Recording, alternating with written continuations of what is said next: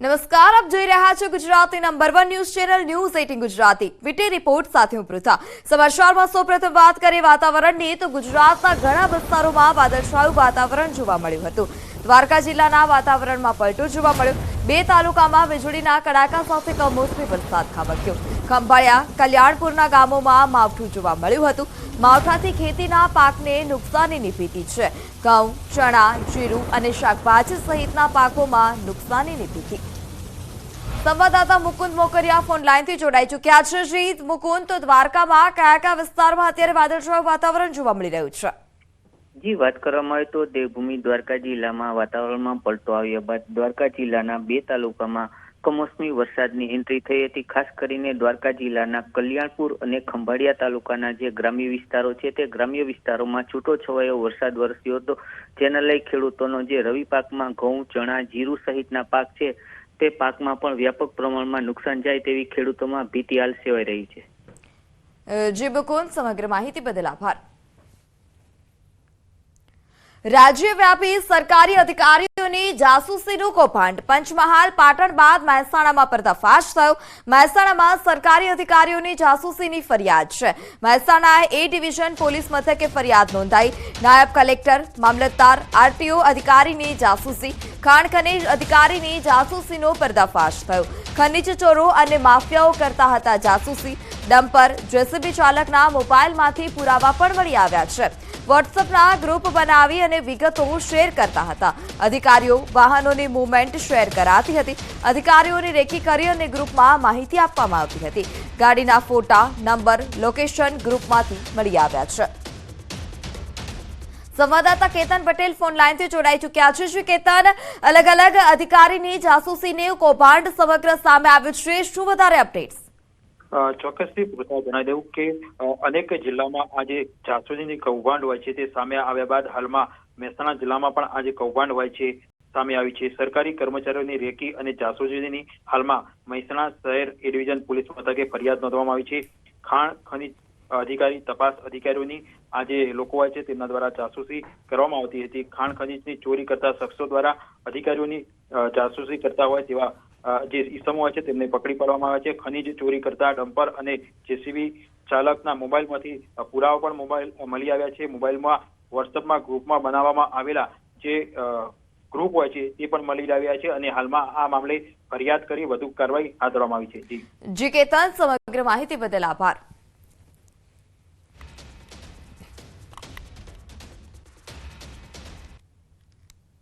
તો રાજ્યમાં 4 સ્થળેથી જાસૂસી કાંડનો પર્દાફાશ થયો છે। મહેસાણા, બનાસકાંઠા, પાટણ અને પંચમહાલમાં જાસૂસી કાંડનો પર્દાફાશ થયો છે।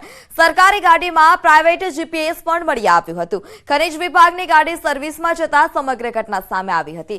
બનાસકાંઠામાં પણ અધિકારીની જાસૂસીની ઘટના સામે આવી હતી। ભૂમાફિયાઓ સરકારી વાહનો ક્યાં જાય છે તે અંગેની માહિતી મેળવતા હતા। રોયલ્ટી ચોરી કરતા શખ્સોએ રેડથી બચવા માટે આ સમગ્ર જાસૂસી કાંડ રચ્યું હતું। તો બીજી તરફ પંચમહાલમાં વોટ્સએપ ગ્રુપ બનાવી અને તેઓ અધિકારીઓનું લોકેશન પણ ટ્રેક કરતા હતા। અધિકારીઓ કયા વિસ્તારમાં જઈ રહ્યા છે તેના પર તેઓ ધ્યાન રાખતા હતા।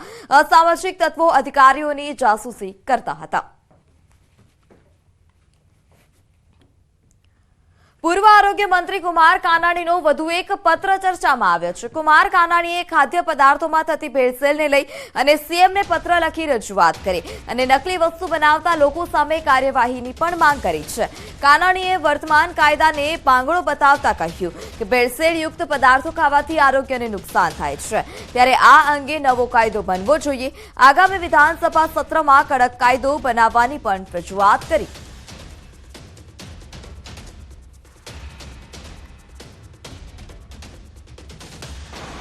કે ખાદ્ય પદાર્થો અને સામગ્રીની અંદર ખૂબ જ મોટા પ્રમાણમાં ભેળસેળ થઈ રહી છે। આરોગ્ય વિભાગ ફૂડ ડ્રગ્સ દ્વારા સેમ્પલો લેવામાં પણ આવે છે, ઘણીવાર એ સેમ્પલો પણ ફેલ થાય છે।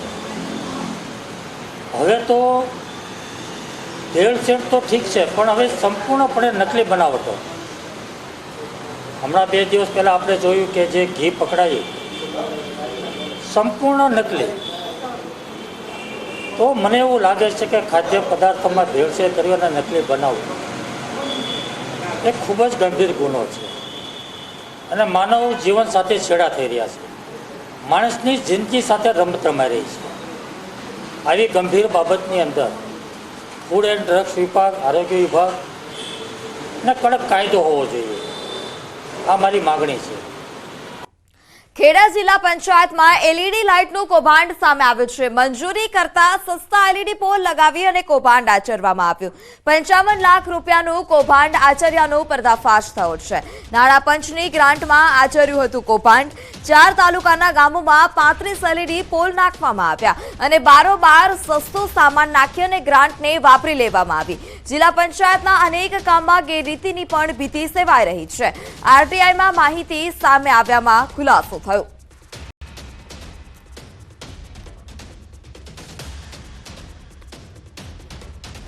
રખડતા પશુ સ્વીકારવાનો ઇનકાર, સહાય સ્થગિત. ગૌશાળાઓની સહાય સ્થગિત રાખવા કહેવામાં આવ્યું છે. બનાસકાંઠાના પાલનપુર તાલુકાની 4 ગૌશાળાઓની સહાય સ્થગિત કરાઈ. રખડતા પશુ સ્વીકારવાનો ઇનકાર કરતા નિર્ણય. અગાઉ તંત્રએ ગૌશાળાને પશુઓના સ્વીકારવાનું સૂચન કર્યું હતું અને જ્યાં સુધી પશુઓને સ્વીકાર નહીં કરવામાં આવે ત્યાં સુધી સહાય નહીં ચૂકવવામાં આવે. પાલનપુર પાલિકા ચીફ ઓફિસરની રજૂઆતને પગલે પશુપાલન વિભાગનો મહત્વનો નિર્ણય છે. સંવાદદાતા કિશોર તુબર ફોન લાઈનથી જોડાઈ ચૂક્યા છે. કિશોર, રખડતા પશુ જ્યાં સુધી સ્વીકારવામાં નહીં આવે ત્યાં સુધી સહાય પણ સ્થગિત રાખવામાં આવે છે. આ નિર્ણય કરવામાં આવ્યો છે. શું વધારે માહિતી?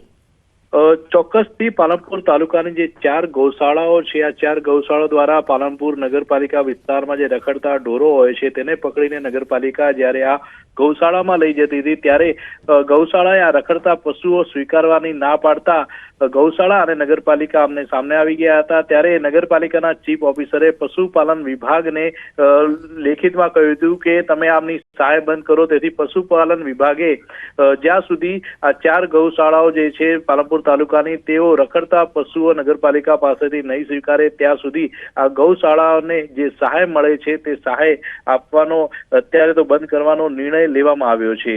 તેને લઈને ગૌશાળાના જે સંચાલકો છે તેમનામાં પણ અત્યારે રોષ જોવા મળી રહ્યો છે. જી કિશોર, સમગ્ર માહિતી બદલ આભાર. સમાચારમાં આગળ વાત કરીએ સાબરકાંઠાની, તો સાબરકાંઠા જિલ્લામાં છેલ્લા ઘણા સમયથી દીપડાના આંટાફેરાથી ગ્રામજનોમાં ફફડાટ ફેલાયો છે. આ ઉપરાંત દીપડાના આતંકને કારણે ખેડૂતોને પણ પોતાના પાક નુકસાનીની ભીતિ સેવાઈ રહી છે. તલોદ તાલુકાના મોઢુકા ગામની સીમમાં દીપડો દેખાયો હતો, જેને લઈ ગ્રામજનોએ વન વિભાગને જાણ કરી, જેથી ગ્રામજનો તથા વન વિભાગે દીપડાનું રેસ્ક્યુ કર્યું હતું.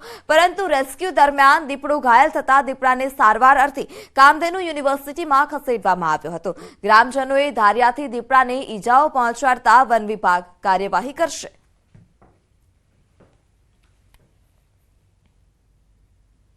પાછળ ગામના લોકો થઈ ગયા હતા અને દીપડાની પાછળ ફરીને એક જગ્યાએ દીપડાને નીચે પાડીને ઉપર નેટ નાખીને એને પકડી રાખ્યો હતો. ફોરેસ્ટવાળા આવીને દીપડાનું રેસ્ક્યુ કરવામાં આવેલ છે. 10:30 વાગે દીપડાને રેસ્ક્યુ કરવામાં આવ્યો.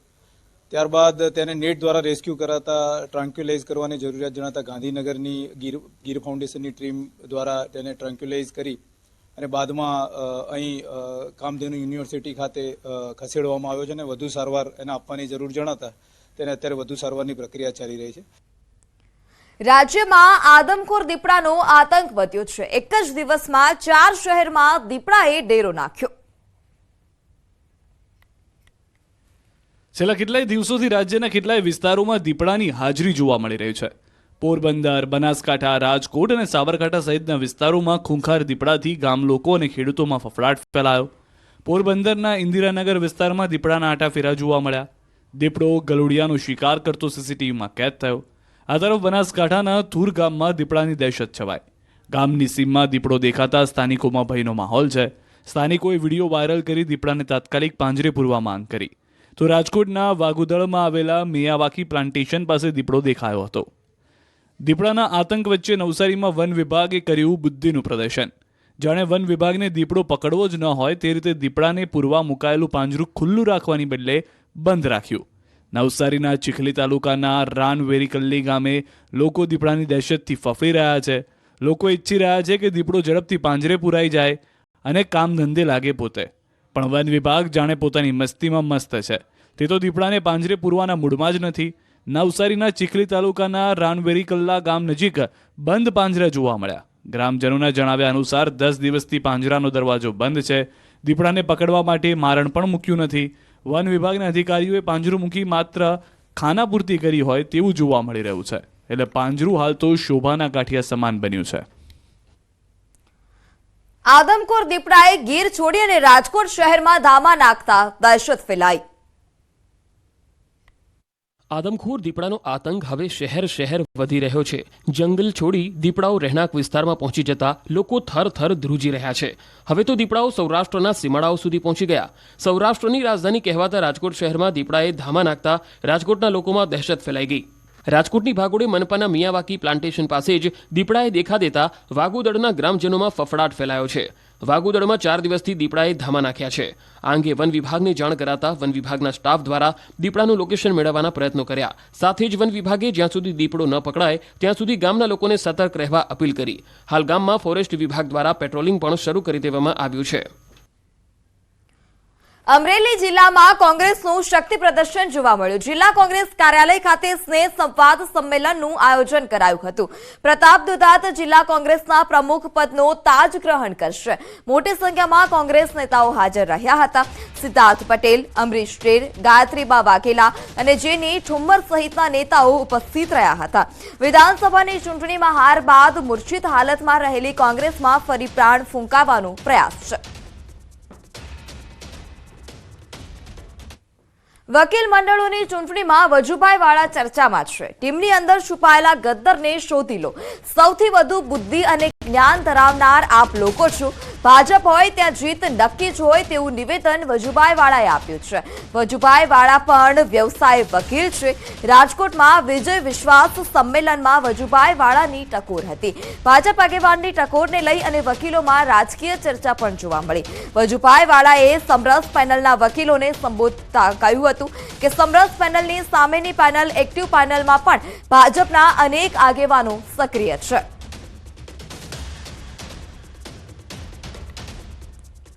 રાજ્યભરમાં 272 બાર એસોસિએશનની ચૂંટણી. બાર એસોસિએશનના પ્રમુખ ઉપપ્રમુખના હોદ્દા માટે ચૂંટણી.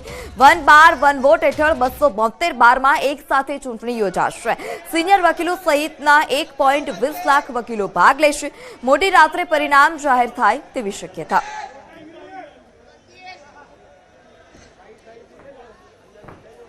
કોઈ એક દિવસ નક્કી કર્યો હોય અને એ જ દિવસે આખા ગુજરાતમાં આ ચૂંટણીનું આયોજન થાય અને લગભગ બધા જ બાર એસોસિએશનમાં મતદારો અને જે ઉમેદવારો હોય એ બધા જ કાયદા સાથે સંકળાયેલા લોકો છે. એટલે કાયદાની મર્યાદામાં રહી અને એકબીજા સાથે ખૂબ સહાનુભૂતિપૂર્વક અને મિત્રતાપૂર્વક ચૂંટણીમાં ભાગ લેતા હોય છે. અને સમાચારમાં હવે વાત દાનના ડખાની.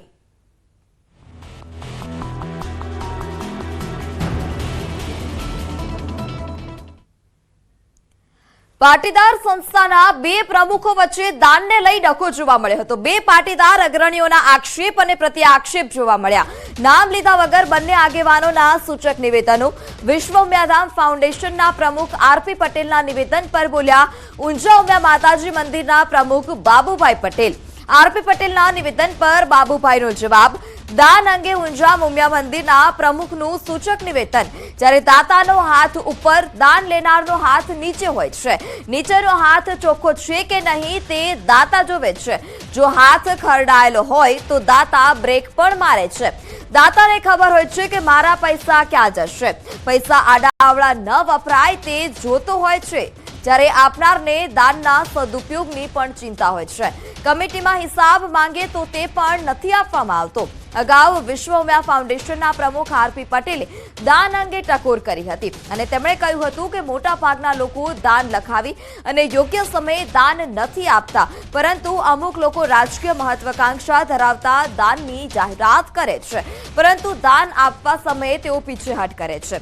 અનેક પ્રોજેક્ટમાં જેને કારણે વિલંબ પણ થયો છે. તો આવા લોકોએ દાન આપવા પાછળનો હેતુ લોકોએ સ્પષ્ટ રાખવો જોઈએ અને સમયસર દાન કરવું જોઈએ.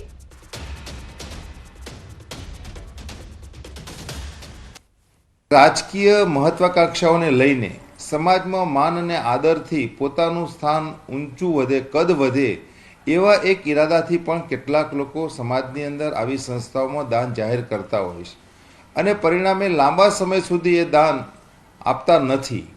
કારણ એમને એમનો રાજકીય હેતુ સિદ્ધ ન થાય ત્યાં સુધીનું વેઇટિંગ ચાલતું હોય છે અને એવા સંજોગોની અંદર એમના દાનને લઈને જે કોઈ સંસ્થાઓ પોતાનો પ્રોજેક્ટ કરતી હોય ત્યારે ચોક્કસ એની અંદર એ તકલીફ અનુભવતી હોય છે.